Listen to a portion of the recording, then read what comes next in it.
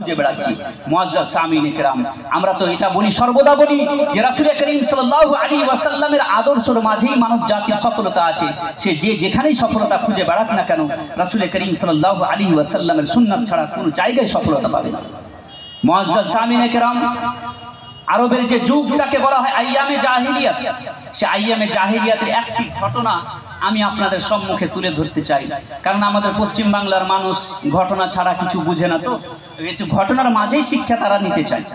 তা আমি ঘটনার মাঝেই কিছু কিছু শিক্ষা দিই। বিভিন্ন জায়গায় আমি এরকম ভাবেই ঘটনা বলি যেন তার থেকে শিক্ষা অর্জন হয় মানুষের। আমি একটা প্রশ্ন আপনাদের সম্মুখে করতে চাই। আমরা ভারতবাসী, আমরা ভারতে বসবাস করি। এক সময় আমাদের জীবনে এমনও কেটেছে, এই ভারতের মানুষের প্রতি একটি যুগ, একটি সময় এমনও কেটেছে, আমরা দাসত্বের জীবন যাপন করেছি।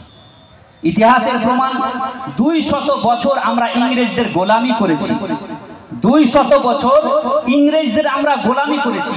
আমাদের মা বোন ভাই ব্রাদারের প্রতি নানান রকম ভাবে নির্যাতন হয়েছে। নানান রকম ভাবে মুসলমান তো মুসলমান, পুরো ভারতীয় মানুষের প্রতি, ভারতের সকল বিভাগের মানুষের প্রতি নির্যাতন হয়েছে। মানুষ নির্যাতন সহ করে 200 বছর আমরা গোলামির জীবন কাটিয়েছি, দাসত্বের জীবন কাটিয়েছি। আমরা 1947-এ যদিও বা আমরা দাসত্ব প্রথা থেকে, নাম নেহাত দাসত্ব ইংরেজদের প্রথা থেকে যদিও আমরা মুক্ত হয়েছি, কিন্তু আজকের যুগে সবচাইতে সভ্য জাতি যারা নিজেকে বলে, আপনার শুনে আশ্চর্য হবেন যে যারা নিজেকে সবচাইতে সভ্য জাতি নিজেকে বলে, তারা সবচাইতে অসভ্য জাতি ছিল। এক সময় এমন ছিল যে মুসলমান জাতি সবচাইতে সভ্য জাতি ছিল। আর আজকে যারা বলছে যে আমরা সভ্য জাতি, যারা বলছে যে আমাদের হাতে নাসা আছে, আমাদের হাতে গোটা দুনিয়ার পরমাণু সিস্টেমের সুইচ আছে, পরমাণু সুইচ কোনো মাতালের হাতে আছে। দুনিয়া যে কখন ধ্বংস হবে আমরা জানি না। মাতাল নয় তো কি, যার ভিতরে দিন নেই, রাসূলের আদর্শ নেই, কোরআনের জ্ঞান নেই, রাসূল করিম সাল্লাল্লাহু আলাইহি ওয়াসাল্লামের সুন্নাত নেই। যদি না হতো তো হাজার হাজার ফিলিস্তিনে ছেলে বাচ্চা শিশু সন্তানরা মরত না। তাই যদি না হতো তো সিরিয়া লিবিয়াতে হাজার হাজার মুসলমানদের সুন্দর সুন্দর গোলাপ ফুলের মতো বিভৎস, গোলাপ ফুলের মতো ছোট ছোট মাসুম বাচ্চাদের বিভৎস লাশ রাস্তার দুই পাশে পড়ে থাকতো না। তাহলে বোঝা গেল কোনো মাতালের হাতেই আছে। তো যারা নিজেকে আজকের যুগে সভ্য জাতি বলে নিজেকে পরিচয় দিচ্ছে এবং গোটা দুনিয়ার নেতৃত্ব যাদের হাতে আছে, যারা নিজেদেরকে মনে করছে গোটা দুনিয়ার আমরা কি নেতৃত্ব দিব, বিশ্ব নেতৃত্বের আসনে যারা বসে আছে, বিশ্ব মোড়লের আসনে যারা বসে আছে, গোটা দুনিয়াকে যারা চালাচ্ছে, তারা বলছে আমাদের হাতে কি আছে, নাসা আছে, আমাদের হাতে গুগল আছে, আমাদের হাতে ইন্টারনেট আছে, আমাদের হাতে নানান রকম গোটা দুনিয়াকে এক মুহূর্তে বন্ধ করে দেওয়ার জন্য কারেন্সি আছে, ডলার আছে। এরা নিজেকে সবচাইতে সভ্য জাতি বলে নিজেকে পরিচয় দিচ্ছে।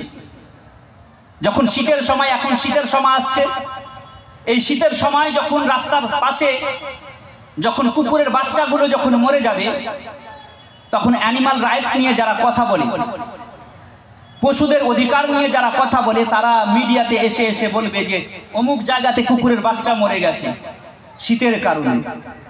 কিন্তু আজকে বড় আফসোস লাগে যে আজকে মুসলমানদের কোথায় না কোথায় মুসলমানদের বাচ্চারা মরছে, সন্তানরা মরছে, কিন্তু এদের মুখে কোনো কথা নেই। এর জন্য দায়ী কারা? এর জন্য দায়ী হচ্ছে আমরা। প্রথমত এরাই একদিন অসভ্য জাতি ছিল, আর আমরা মুসলমান যাদেরকে আজ সবচাইতে বেশি পিছিয়ে পড়া জাতি বলে গোটা বিশ্ব মনে করছে, এরা একদিন সভ্য জাতি ছিল। এদের ইউনিভার্সিটি এবং কলেজে ইউরোপের বড় বড় প্রিন্সেসরা, বড় বড় শাহজাদারা, বড় বড় সম্রাটের ছেলেরা ইউনিভার্সিটিতে অ্যাডমিশন নেওয়ার জন্য লাইন দিয়ে থাকতো, আমরা জানি না। এই ছিল মুসলমানদের ইউনিভার্সিটির অবস্থা। ইস্তাম্বুল এবং বিভিন্ন জায়গার ইউনিভার্সিটির অবস্থা ছিল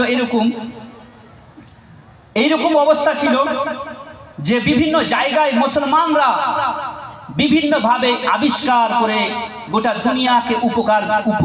দুনিয়ার উপকার করেছেন। এরাই ছিল অসভ্য জাতি, আর সভ্য জাতি মুসলমান ছিল।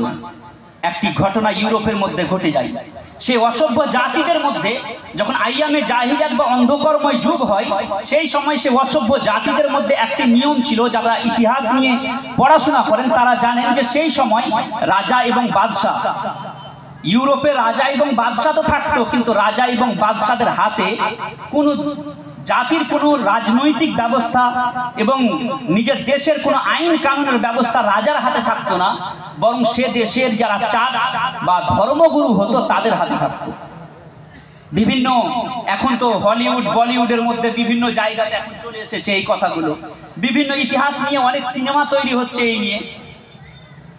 অবশ্যই এটাই ছিল যে সেই যুগে যারা চার্চের লোক থাকতো তাদের হাতের গোটা গ্রামের গোটা দেশের আইন শৃঙ্খলা সবকিছু তাদের হাতে থাকতো। অর্থাৎ চার্চের লোকেরা যাদেরকে চাইতো তাদেরকে ফাঁসি দিত, চার্চের লোকেরা যাকে চাইতো তাকে কি করতো, শাস্তি দিত, যাকে চাইতো ছেড়ে দিত। সেই সময় যে একটি আইন ছিল ইউরোপের বুকে এবং রোমান এবং গোটা বিশ্বে, সেটা এই আইন ছিল এটা যে যারা শিক্ষিত ব্যক্তি ধর্মগুরু তারই ছেলে শুধু শিক্ষা অর্জন করতে পারবে, তাছাড়া আর কেউ শিক্ষা অর্জন করতে পারবে না। তারই ছেলে, এখন যেমন নেতার ছেলেরাই নেতা হয়, যদিও বা এটা লিখিত আকারে নয়, কিন্তু এটাই নিয়ম আমাদের দেশের যে নেতার ছেলে নেতা হবে। ওই রকমই এক যুগ ছিল, যে যুগে ছিল কি ধর্মীয় শিক্ষা যারা অর্জন করে কারি, যারা ধর্মগুরু তাদের সন্তানীরা শুধু ধর্মীয় শিক্ষা অর্জন করতে পারবে, তাছাড়া কোনো মানুষ শিক্ষা অর্জন করতে পারবে না। আরবের বুকে 17 জন মানুষ লেখাপড়া জানতো যখন রাসূলের আগমন হয়। এইরকমই একটি ঘটনা ইউরোপের মধ্যে ঘটে যায়। একটি নারী ইউরোপের বুকে একটি নারী যার নাম হেটিপেটিয়া ছিল।